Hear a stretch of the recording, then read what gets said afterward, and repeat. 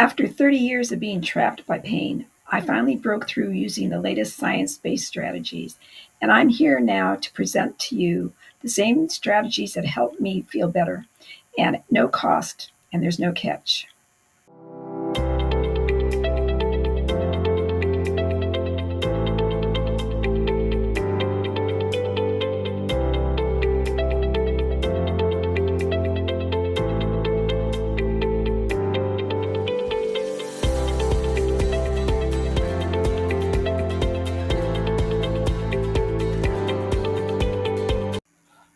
Greetings, it's nice to see you again. Today I'm going to talk about treatment choices. And that's something that's very dear to my heart because after I suffered from complex regional pain syndrome for 2 years, this was back in 1988, I was approached by a doctor who offered to do a surgical intervention that he claimed was going to totally heal my pain. I would no longer suffer any pain, and I could go back to being the full-time mom or go back to work or whatever I wanted to do without having pain throughout my upper left quadrant of my body. Well, was sounding great because there was no answer outside of living with my TENS unit, which was not really taking care of the terrible burning pain that I had. So I chose to undergo the surgery.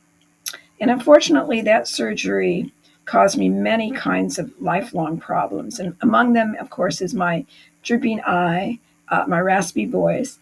And unfortunately, besides the physical and the audio implications of what it did to me, it spread my pain. And it took me another 30 years to recover from that. And so I speak from experience about how surgery cannot often heal, but can cause further injuries. So any surgical intervention, of course, comes with inherent risks. And, let's say that it does improve you, you have to take in consideration the recovery time. And like in my case, there was no improvement and it worsened my condition. So when you have been diagnosed with a chronic pain condition, I understand the devastation you feel because there's no quick answers. There's other types of invasive treatment besides surgical intervention, and that could include getting stem cells, which are very, very expensive, and they're still experimental, so they're not covered by insurance. Other things that people have tried, and some people do find success with, is nerve ablation. Other people have nerve blocks. There's the injections. So depending on how you define invasive, people may not think they're invasive. The other thing is that some people do need it. Is the I can't pronounce the word, intracatheter pain pump, and that's been really helpful for some people, but it's not commonly used. So those are some of the things that may come your way depending on where you are in your journey with chronic pain. This is Editor Bonnie. Another type of invasive treatment that I neglected to mention is the spinal cord stimulator. Many people with chronic pain are being advised to get one. Now it's up to you between reading information about it, talking to other people who've had it, and getting the information from your doctor to make that personal decision. Chronic pain. But, there are alternative approaches that can help you. And those are things like going for physical therapy and getting a program of targeted exercises in place to help you. There's great mind-body techniques that you could do at home for free. You could learn about on YouTube. You have instructors that will walk through all the different kinds of breathing exercises and other mind-body activities that are going to help your pain.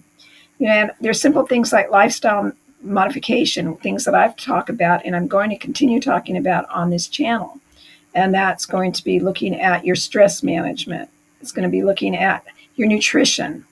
It's going to be looking at how you sleep at night. If you're using any risky substances like smoking, which cuts down on circulation, which can increase your pain, or alcohol, which can amplify your pain. We're going to talk about how you stay socially connected to the world around you, so your isolation doesn't amplify the pain that you're in. The other things that you could be using are, though the TENS unit didn't help me with my burning pain, it did help with spasms. So you have an over-the-counter device called a TENS unit that you could be using. And also, because you're under the care of some kind of health practitioner, perhaps there's some kind of medications that are going to help you. I feel like I need to keep talking about what surgery did to me because, number one, I knew the desperation. I felt it as a mom of a young child.